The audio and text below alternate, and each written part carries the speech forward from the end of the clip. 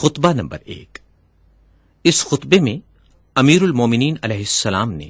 مختلف مجلسوں، معرکوں اور پیش آنے والے حادثوں میں خطبوں کے انداز میں ارشاد فرمایا ہے۔ بسم اللہ الرحمن الرحیم۔ حمد و سپاس کا سزاوار وہ ہے کہ قوت نطق کلام رکھنے والی تمام ہستیاں اس کی مداح و ثنا سے عاجز و درماندہ ہیں، جس کی نعمتوں کو شمار کرنے والے گننے سے قاصر ہیں اور جس کا حق نعمت کوشش کرنے والے نہیں ادا کر سکتے۔ وہ خدا کہ جس کی حقیقت بلند ہمتوں کے ادراک سے ماورا ہے، جس تک فکر کی گہرائیاں پہنچنے سے قاصر ہیں، جس کے صفات کی کوئی حد نہیں،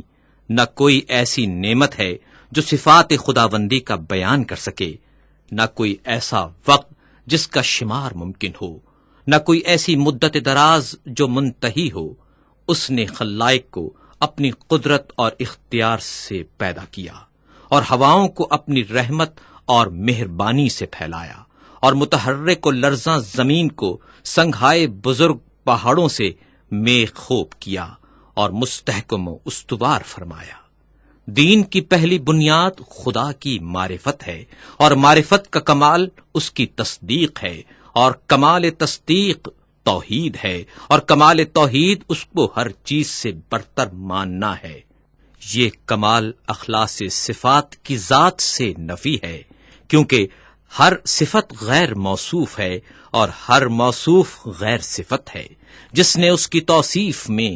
ذات کو صفت زائد سے ملایا، اس نے گویا ذات الہی میں دوئی پیدا کی، اور جس نے دوئی پیدا کی اس نے گویا اس کی ذات میں تقسیم مانی، اور جس نے ذات الہی میں تقسیم مانی وہ نادان ہے، اور جس نے نادانی کی اس نے خدا کی طرف اشارہ کیا، اور جس نے اشارہ کیا اس نے اسے محدود کر دیا، اور جس نے یہ پوچھا کہ خدا کس چیز میں ہے اس نے گویا کسی چیز کے ضمن میں اسے قرار دیا، اور جس نے سوال کیا کہ وہ کس چیز پر ہے تو اس نے دوسرے مقام کو اس سے خالی تسلیم کر لیا۔ خداوند تعالی ہمیشہ سے موجود ہے مگر حادث اور نوپید نہیں۔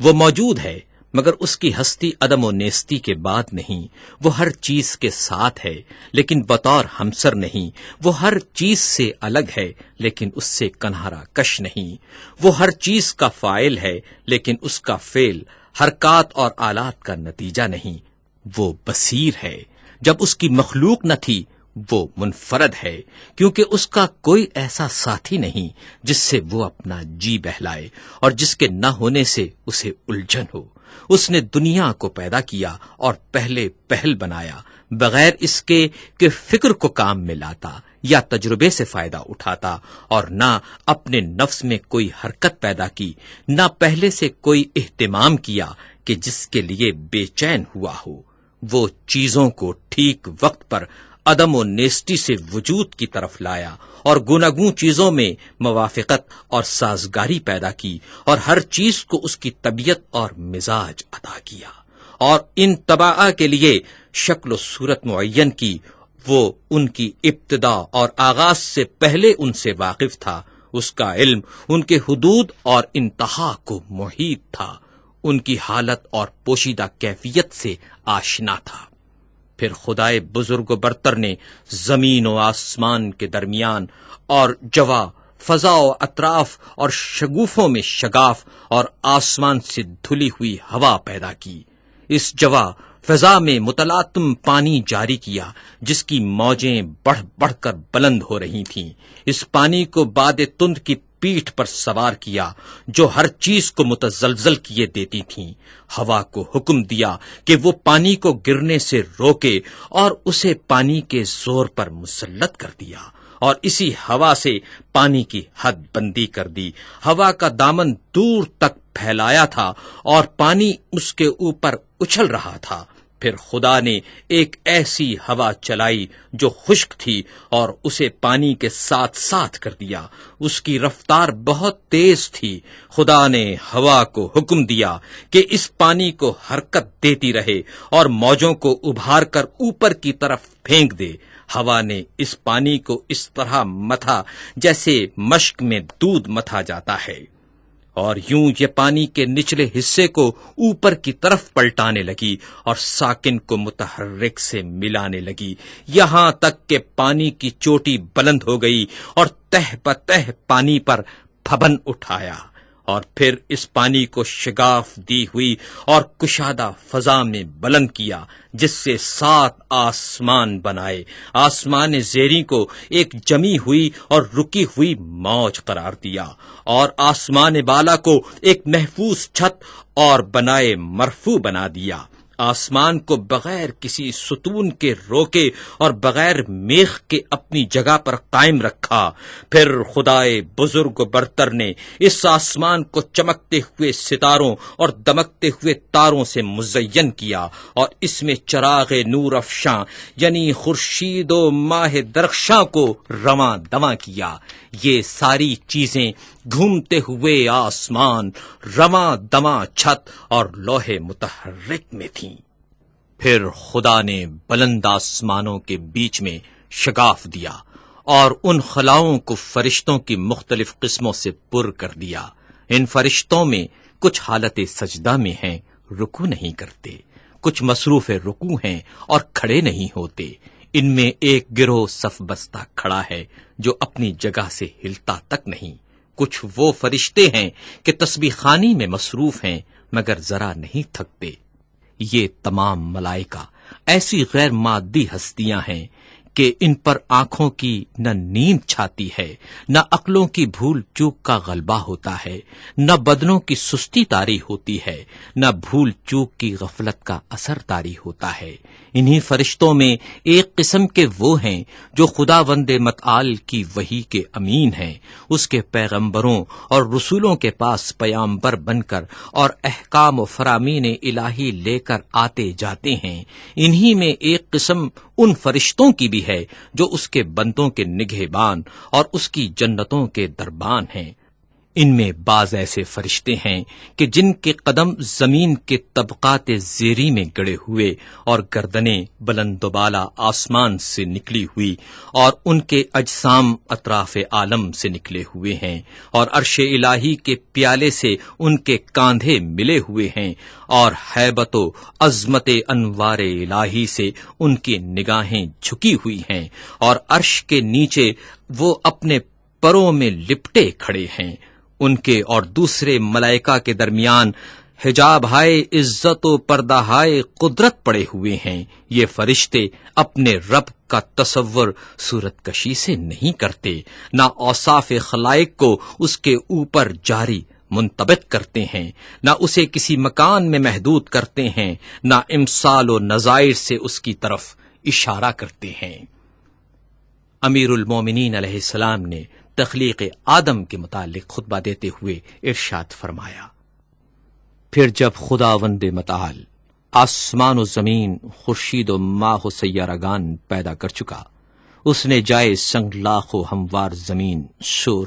اور ارض خاکی سے جو قابل کاشت تھی پارائے خاکی اکٹھا کیا، اس کو پانی میں سانا تاکہ وہ خالص اور پاکیزہ ہو جائے،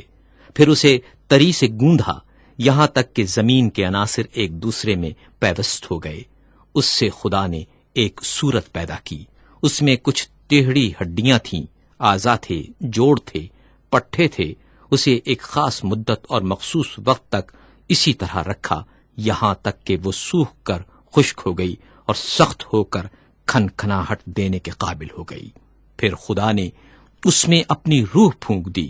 اب ایک ایسا انسان پیدا ہو گیا جو ذہین ہے اور ذہن سے کام لیتا ہے، جو صاحب فکر ہے اور فکر کو کام میں لاتا ہے، جو صاحب اعضاء و جواہر ہے اور ان سے خدمت لیتا ہے۔ وہ اپنے اعضاء کو جس طرح چاہے جنبش دیتا ہے، صاحب فہم و فراست ہے، حق اور باطل میں تمیز کر سکتا ہے۔ وہ چکھنے کی حس کا مالک بھی ہے اور سونگھنے کی حس کا بھی۔ وہ رنگ اور جنس میں امتیاز کر سکتا ہے، مختلف رنگوں کی مٹی سے بنا ہوا، ان اخلاط سے ترتیب دیا ہوا جو ایک دوسرے سے معارض ہیں، گرمی سے بھی اور سردی سے بھی، تری سے بھی اور خشکی سے بھی، اندوہ و خوشحالی سے بھی۔ خدا نے یہ مخلوق پیدا کی اور آدمی نام رکھا۔ پھر خدا نے فرشتوں سے چاہا وہ اس کی امانت کا حق ادا کریں